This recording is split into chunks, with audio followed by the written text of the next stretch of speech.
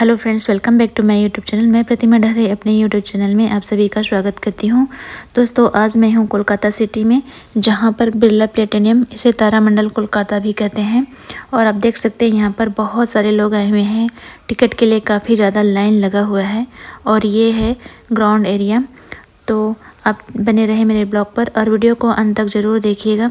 दोस्तों, हम जैसे ही प्रवेश करते हैं प्लेटिनियम एरिया में, तो यहाँ पर जो है लोगों का भीड़ बहुत ज़्यादा है। आज हॉलीडे भी है इस वजह से।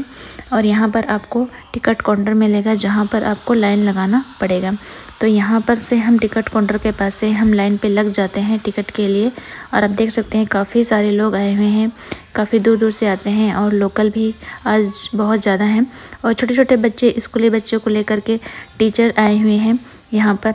इसलिए हमको थोड़ा सा टाइम लगा, क्योंकि बच्चों को सबसे पहले बिठाया गया, उसके बाद फिर एडल्ट्स लोग को, जो बाहर से आए थे उन लोग को।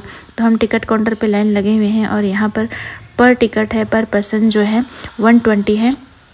और एक कैंपस है प्लेटिनियम एरिया का, जो कि काफ़ी सुंदर, बहुत सुंदर गार्डनिंग किया गया है। बहुत ही अच्छा लगेगा बच्चों को खास करके। और यहाँ पर आप देख सकते हैं हमारे डेयरी जी जो है टिकट ले रहे हैं और टिकट है पर पर्सन 120। टिकट आपको यहाँ पर जो है हिंदी लैंग्वेज और इंग्लिश लैंग्वेज, बांग्ला लैंग्वेज में भी आपको यहाँ पर मिल जाएगा। आपको जिसमें सुनना है आप उसी लैंग्वेज को चूज़ कीजिएगा, पर दोनों का टाइम जो है अलग अलग है। और हमारा हिंदी का शो था, तो इसलिए हमारा 12 बजे का टाइमिंग था। और ये हम यहाँ पर टिकट ले लिए। अब फिर से हमको वापस जो है अंदर प्लेटिनियम में प्रवेश करने के लिए फिर से एक बार लाइन लगाना पड़ेगा, क्योंकि यहाँ पर एक बार आपको टिकट के लिए लाइन लगाना पड़ेगा और सेकंड टाइम जो है आपको अंदर प्लेटिनियम में एंट्री करने के लिए। तो हमने यहाँ पर लाइन लगा लिया और एंट्री शुरू हो गई है और हम अंदर चलते हैं। और ये है प्लेटिनियम एरिया। आप देख सकते हैं काफ़ी बड़ा है, गोल सर्कल आकार में है जो है अंदर प्लेटिनियम। और यहाँ पर आकर आपको बहुत ही अच्छा लगेगा, बहुत ही अच्छा, मैं बता नहीं सकती। और आप देख सकते हैं काफ़ी भीड़ है, बहुत ऐसे छोटे छोटे बच्चे यहाँ पर काफ़ी आए हुए हैं। इसके लिए बच्चे, इसलिए हल्ला बहुत ज़्यादा हो रहा है, क्योंकि बच्चे शांत तो रहते नहीं हैं। तो दोस्तों, आपको इस शो में आपको स्पेस साइंस और स्पेस से रिलेटेड आपको जानकारी दी जाएगी। तो दोस्तों, आप बने रहिए मेरे ब्लॉग पर और वीडियो को अंत तक ज़रूर देखिएगा और आप एंजॉय करिए हमारे साथ जो है स्पेस से related science.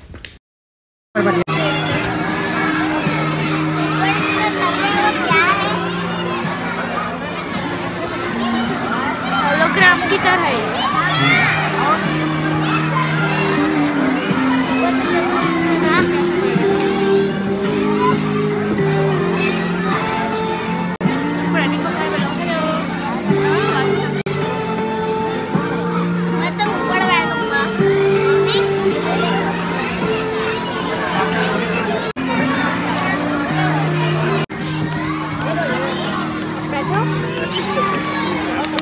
Hello Aarush.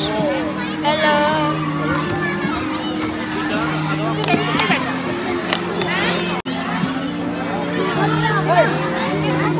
Hello Aarush.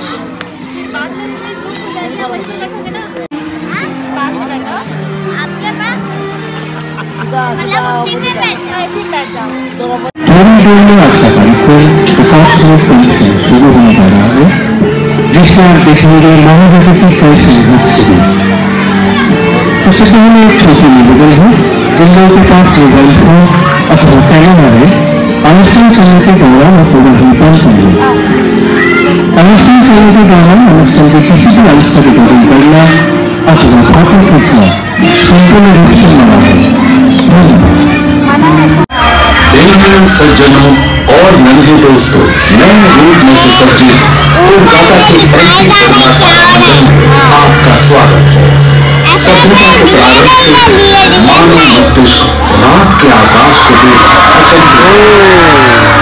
समय तक नक्षत्रों का निरीक्षण करने के बाद पूर्वजों ने बनाई कुछ विशाल इमारतें, जो कैलेंडर और वेधशालाओं की काम आई।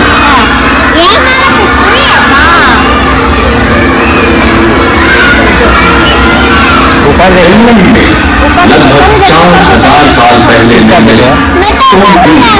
संभवतः अंग्रेजों की वेधशाला ही थी। प्राचीन माया सभ्यता द्वारा लगभग 1000 ईस्वी में निर्मित इस पिरामिड से नक्षत्रों और समय की गति का अध्ययन होता था।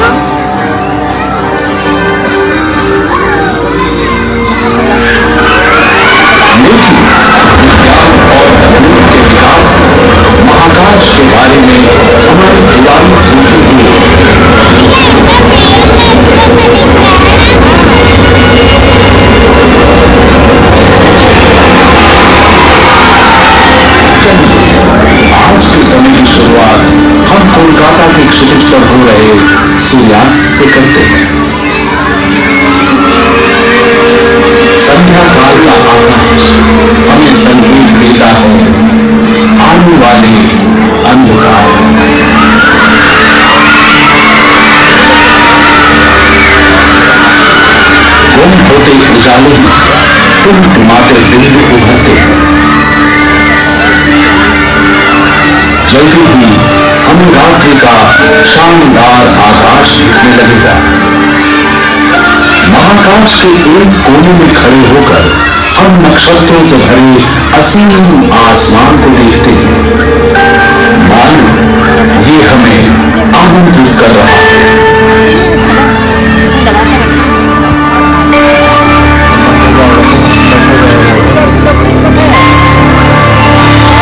अगर हम गौर से देखें तो पाएंगे कि कुछ तारे जरा बड़े हैं और दूसरों की तरह टिमटिमाते भी नहीं हैं। सदियों पहले हमारे पूर्वजों ने देखा कि ये तारे एक वक्राकार पथ में आगे बढ़ते रहते हैं। हर रात महीनों दर महीने प्राचीन ग्रीक पर्यवेक्षकों की नजर में ये थे घूमने वाले गतिशील ग्रह।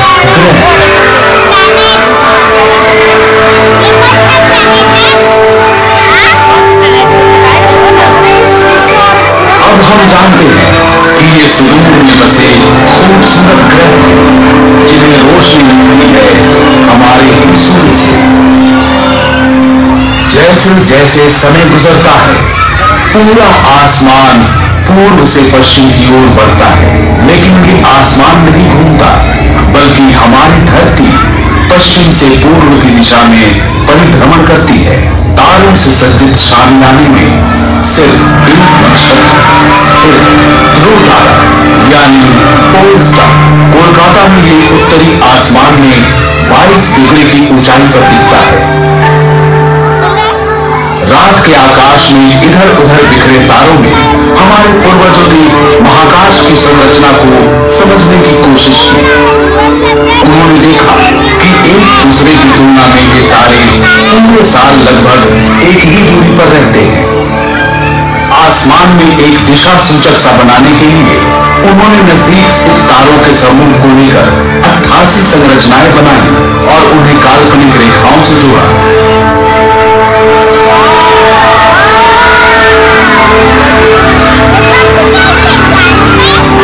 मनुष्य ने अपनी विलक्षण कल्पनाओं द्वारा इन बिखरे तारों को जानी पहचानी आकृतियों से बदल दिया जिन्हें तारामंडल कहा गया। ये प्राचीन नक्शे सदियों तक मानव को दिशा ज्ञान, सामुद्रिक यात्राओं और समय काल के अध्ययन में मदद करते रहे।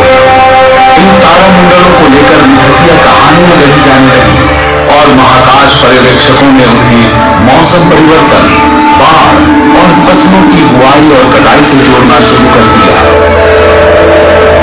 रात को दिखने वाले तारामंडलों में से सबसे स्पष्ट है कालचक्र, आधार और तारों को आपस में मिलाकर जो आकृति बनी वो था ग्रीक मिथक का महान शिकारी ओरायन।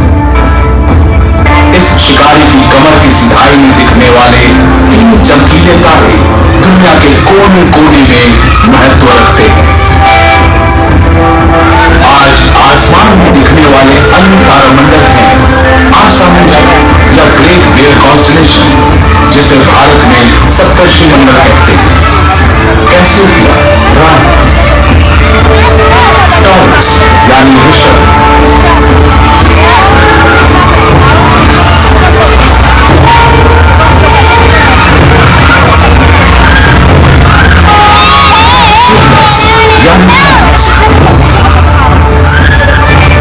तकनीकी विकास के साथ मनुष्य की नजर अब तारों से भी आगे महाकाश के अंधेरे भरे असीम और सुदूर इलाकों पर जहां आंखें नहीं देख सकती, हमारी आंखों के सामने खुला पड़ा है पूरा ब्रह्मांड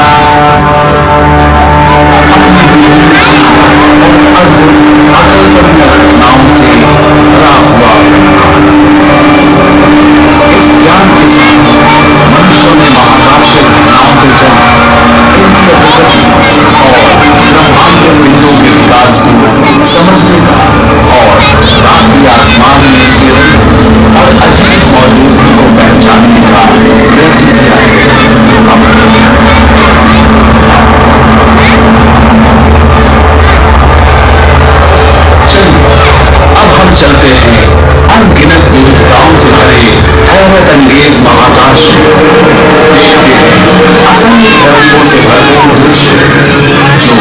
बरसों में पूरे महाकाश का एक छोटा सा हिस्सा जीवन की संभावनाओं से भरे हमारे ब्रह्मांड की कहानी The Cosmic Collision।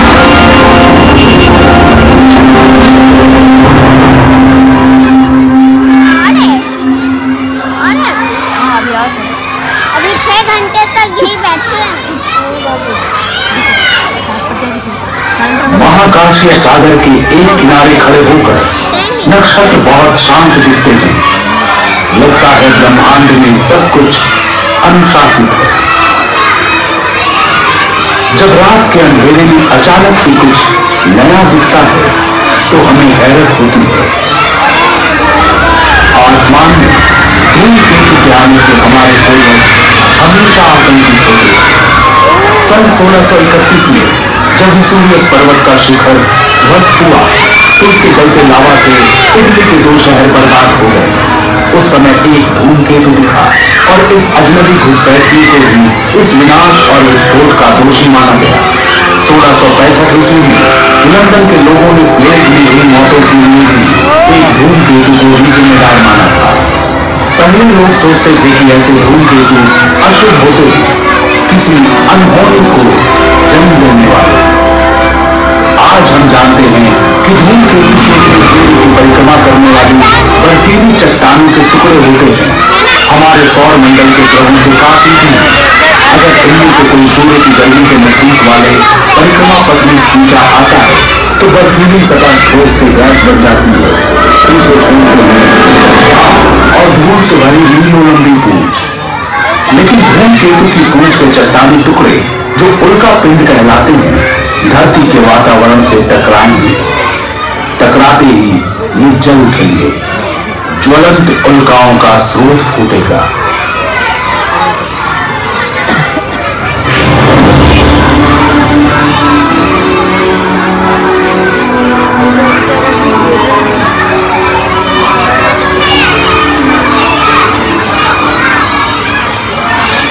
आजकल कभी कभी लगता है कि धरती पर स्थितियां बहुत ज्यादा और बहुत जल्द बदल रही हैं। बात सिर्फ धरती की नहीं, ब्रह्मांड में परिवर्तन ही शाश्वत है। नक्षत्र, ग्रह, अन्य निहारिकाएं भी हमेशा गतिशील हैं, हमेशा ही गुरुत्वाकर्षण के चिरस्थायी बल से बदली हुई हैं। कभी कभी ये आपस में टकरा जाते हैं। ये खतरे की घंटी हो सकता है, लेकिन टक्कर दरअसल फायदेमंद हो सकती है और खूबसूरत भी। चलिए मेरे संग एक सफर पर धरती के करीब और हमारी गैलेक्सी से बहुत दूर देखिए कि कैसे महाकाश के टक्करों ने हमारा अतीत रचा, वर्तमान प्रभावित किया और भविष्य को गढ़ दिया। हमारे चंद्रमा के जन्म को लेकर कितने सारे सिद्धांत हैं। हाल में वैज्ञानिकों ने एक और सिद्धांत प्रतिपादित किया। समय काल में पीछे चलते हैं 4.5 अरब साल पहले अतीत में। जानते हैं कि उनके अनुसार क्या हुआ था।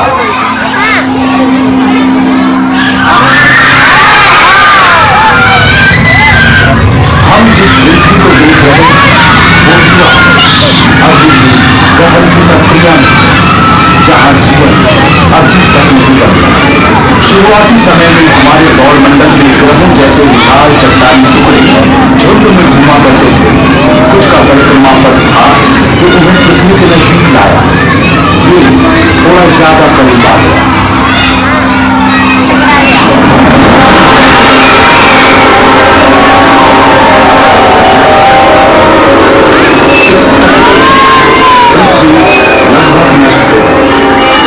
अंतरिक्ष में फैला इतना वाला वापस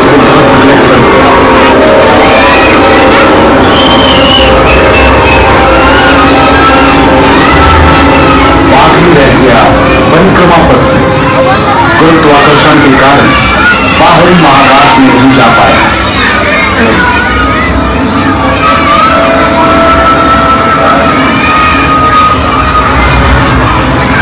जब ये खुरदुरे चट्टान धरती के चारों ओर घूमने लगे, गुरुत्वाकर्षण ने इन्हें एक साथ किया।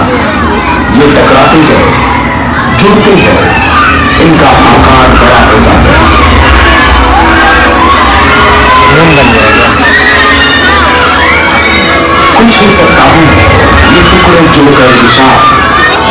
विशाल हो गए।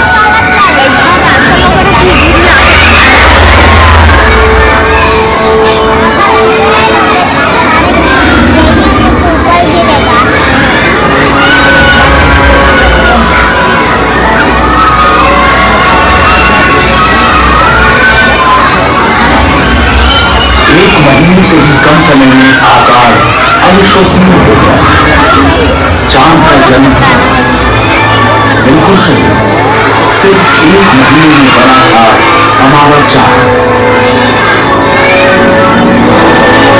ये है आज का चंद्रमा। सोचकर अचरज होता है कि एक भयानक टक्कर के कारण आज रात का आसमान चांदनी दिख रही है, लेकिन ये सच है। कारण हजारों अलग अलग, लेकिन इन टक्करों से भी धरती पर जीवन पनप सका। आघात में धरती की धूलि को झुका दिया, जिससे ऋतु परिवर्तन हुए। चंद्रमा के गुरुत्वाकर्षण के कारण ज्वार भाटा है।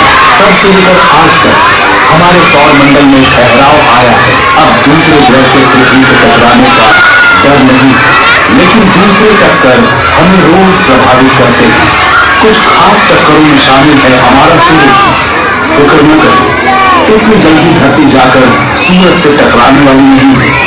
हमारा परिक्रमा पथ नियंत्रित है और अरबों सालों तक ऐसा ही रहना चाहिए। लेकिन धरती पर हर जीवन निर्भर है सूर्य में होने वाली टक्करों पर।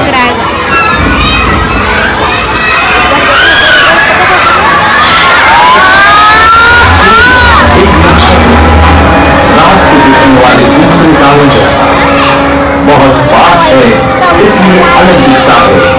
एक बड़ा चमकीला सुनहरा पुंज, लेकिन सूर्य में कुछ सुहाना नहीं है। ये जो पहले निशान देख रहे हैं सौर धब्बे हैं। प्रत्येक धब्बे का आकार पृथ्वी जितना। सौर धब्बे का रंग गहरा दिखता है क्योंकि सूरज पर ये सबसे ठंडे स्थान है। तापमान 4400 डिग्री सेंटीग्रेड। बाकी का सूर्य तो और भी गर्म है। दूसरे नक्षत्रों की तरह सूर्य की ऊर्जा भी सूक्ष्म कणों यानी प्रोटॉन के टकराव से निकलती है। हर सेकंड सूर्य में असंख्य प्रोटॉन टकराते और बुझते रहते हैं, जिससे असीमित परिमाण में ऊर्जा निकलती है। अधिकतर ऊर्जा सूर्य को प्रकाशवान बनाती है।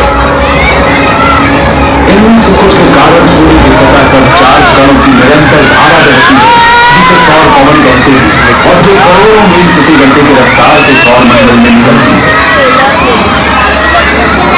या कम अंतराल और तीव्र गति वाली सौर आंधी जो कणों को महाकाश में उड़ा देती है।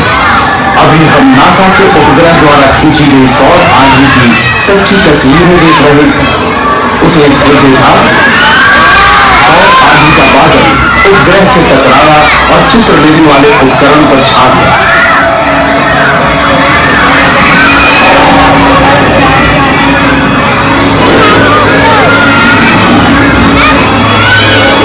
सौर पवन का झोंका हर दिन हर पल सौर मंडल के ग्रहों के पार जाता है। ये इतना शक्तिशाली है कि इसका संपर्क मात्र ही हमारे वातावरण की ऊपरी सतह को उड़ा ले जाए, अधिकांश पानी सोख ले और धरती पर जीवन का विकास परिवर्तित हो जाए। लेकिन खुशकिस्मती से धरती की सुरक्षा करता है एक अदृश्य कुदरती कवच। अभी आप जो देख रहे हैं वो पृथ्वी के चुंबकीय क्षेत्र का काल्पनिक चित्र है। धरती के लौह अंतर्भाग के कारण हमारी धरती विशाल चुंबक की भांति काम करती है। कुछ चीजों को आकर्षित, कुछ को विकर्षित करती है। ये कवच सौर पवन से धरती को बचाता है, लेकिन कुछ कण इस चुंबकीय बाधा को पार कर जाते हैं और पहुंच जाते हैं उत्तरी तथा दक्षिणी ध्रुवों पर। परिणाम देखने लायक होता है। शानदार जगमगाते रंगीन पर्दे, इसे कहते हैं ध्रुवीय ज्योति। सौर पवन और सौर आंधी से निकले आवेशित कण जब धरती के ऊपरी वातावरण से टकराते हैं, तब वातावरण में मौजूद गैस आलोकित होते हैं। ये है इंटरनेशनल स्पेस स्टेशन, जो 400 किलोमीटर की ऊंचाई से धरती की निचली कक्षा में परिक्रमा करता है। महाकाश में जाकर ध्रुवीय ज्योति को देखने वाले कम हुए हैं।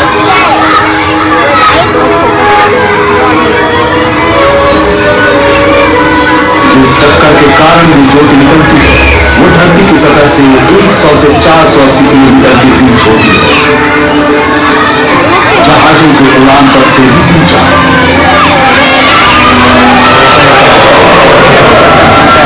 और देता है हमारी धरती का सबसे अनूठा प्रकाश उत्सव।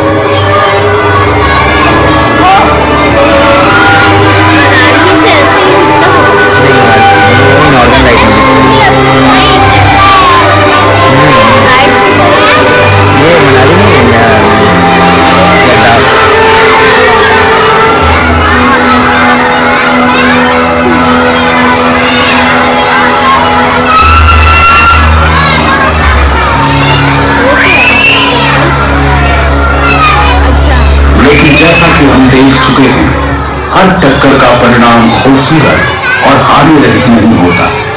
उनमें से एक के कारण अविस्मरणीय घटना हुई और धरती पर जीवन का क्रम बदल गया। इसकी शुरुआत हुई वहां जहां एस्टेरॉयड सूर्य की परिक्रमा करते हैं।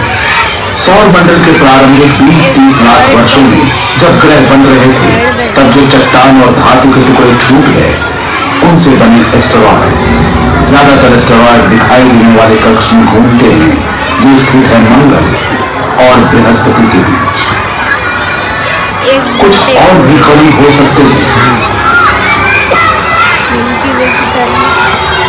किसी भी साल लाखों में एक मौका हो सकता है कि एस्टेरॉयड धरती से टकराए, लेकिन 6.5 करोड़ साल पहले एक टकराया था।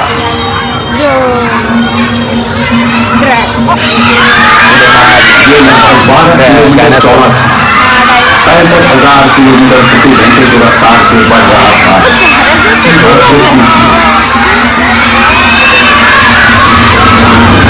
लेकिन हम किसी जानते ऐसी नहीं।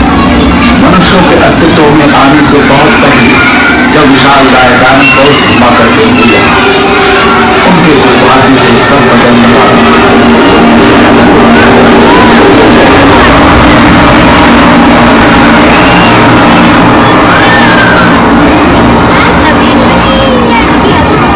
जहां मेक्सिको है, ये एस्टेरॉयड वहां टकराया। आग का गोला फूटा, जहां तक नजर जा सकती सब कुछ जलकर राख हो गया। धरती और चट्टानों के टुकड़े भाप बनकर अंतरिक्ष में उड़ गए। जब इन धातुओं की वापस बारिश हुई, वातावरण गर्म हो गया। प्रज्वलित मलबा धरती से आकर टकराता रहा बार बार। हर चीज जिसमें आग लग सकती थी वो जल गई। 1 घंटे तक धरती में चारों ओर तापमान 300 डिग्री सेंटीग्रेड से भी अधिक हो गया, किसी भट्टी के समान गर्म। चारों ओर धुआं और राख फैल गई। 6 महीने तक इतना अंधेरा कि अधिकतर पौधे न उग सके। टक्कर से हुए महाविनाश और ज्वालामुखी विस्फोट तथा बदलते समुद्र के स्तर के बीच धरती पर मौजूद 3/4 जीवन रूप खत्म हो गया। डायनासोर्स का दौर खत्म हो गया, लेकिन जीवन नहीं रुकता और उस बार भी जीवन बचा। कुछ डायनासोर्स बच गए, क्रमिक विकास होकर बन गए आज के पक्षी। कुछ स्तनपायी भी बचे, इनका भी नया उद्भव किया। सच तो ये है कि वो टक्कर न होती तो हमारा वर्तमान भी ऐसा ना होता। क्या ऐसी टक्कर फिर से हो सकती है? एस्टेरॉयड अभी भी है, अगर कोई एक सामने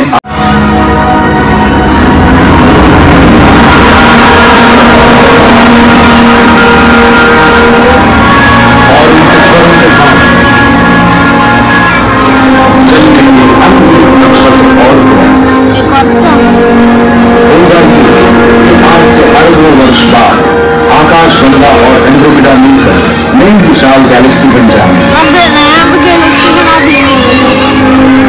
गैलेक्सी की टक्कर उनके जीवन की सामान्य बात है। सच तो ये है कि हमारी गैलेक्सी दूसरी छोटी गैलेक्सियों की टक्कर से बनी है। इन टक्करों के बिना आकाश गंगा का अस्तित्व नहीं होता और शायद हम भी नहीं होते।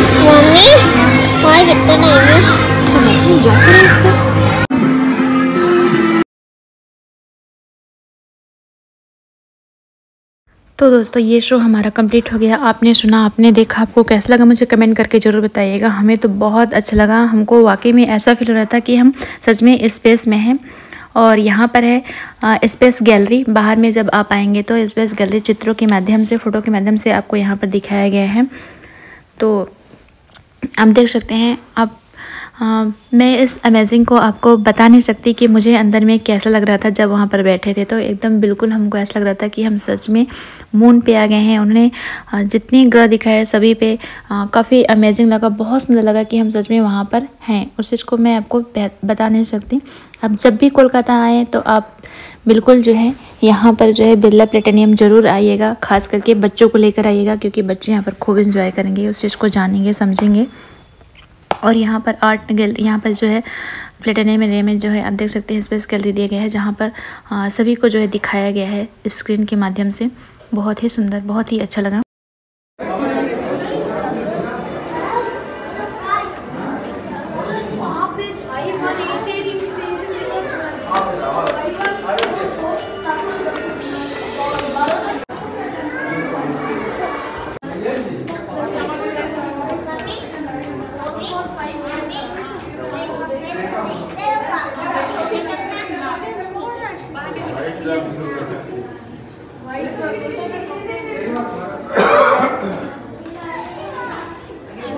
मेरे 1000 से ज़्यादा किलो रहता।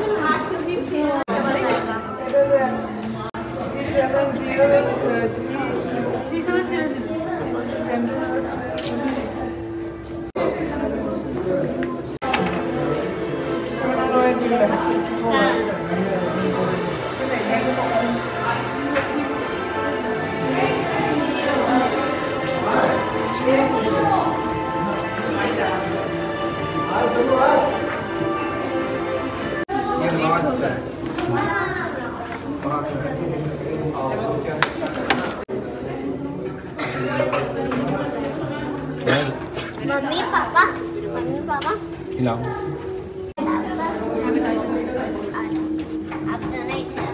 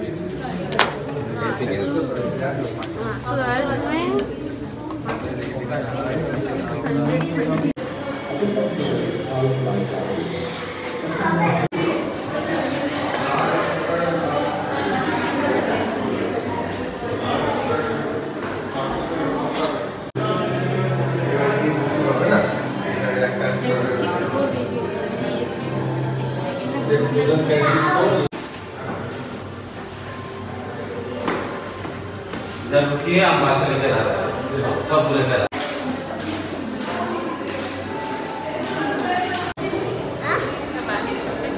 तो दोस्तों हम सभी ने देखा बिरला प्लेटेनियम तारामंडल में स्पेस के बारे में जो है स्क्रीन के माध्यम से बहुत ही खूबसूरत, बहुत ही अच्छा ढंग से समझाया गया है, दिखाया गया है। हमें बहुत ही अच्छा लगा। और आपको मेरा ये वीडियो कैसा लगा मुझे कमेंट करके ज़रूर बताइएगा। आप सभी को बहुत बहुत धन्यवाद।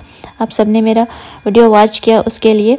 और इसी तरह आप मेरे ब्लॉग पर बने रहिएगा। और कोलकाता सिटी टूर में मैं आपको आगे और भी कोलकाता का जो फेमस जगह है, घूमने लायक जगह है, जो जानने लायक है, उस सभी जगह का वीडियो आपके सामने लेकर आऊँगी। और आप मेरे ब्लॉग पर बने रहिएगा। वीडियो को अंत तक जरूर देखिएगा। तब तक के लिए जय।